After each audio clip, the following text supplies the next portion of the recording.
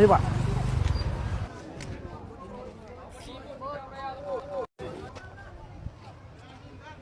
Tombol ni.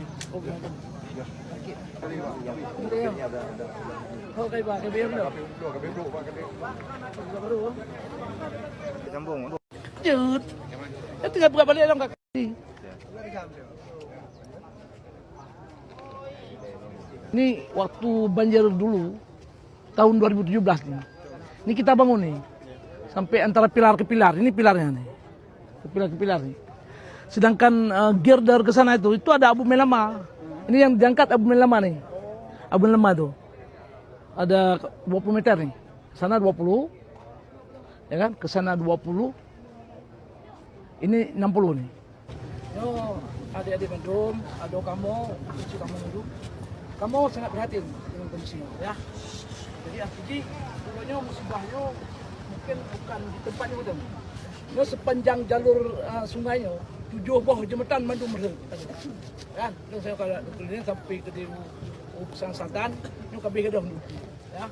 Jadi awak kata mungkin yang dah kampung dah deh, ya kan? Mungkin yang dari Aceh Utara, ya Aceh Timur, ya.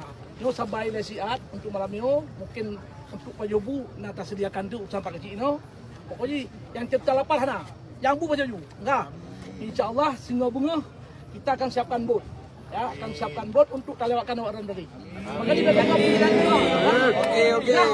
Nah, jadi Insya Allah Singa Bunga kamu akan upayakan semaksimal mungkin ada bot di sini. Bot pakai mesin untuk kelewatan orang dari. Pokoknya berdoa mentang mudah-mudahan hanam kamari. Amin. Benar kan? Benar kan? Hidup Peti. Alhamdulillah. Hidup Peti. Untuk bot besok gimana? Ya, besok kita upayakan mudah-mudahan dari pagi kami akan gerak kemari. Ya. Gratis apa bayar, Pak? Gratis. Mana ada bayar-bayar? Oh, ya.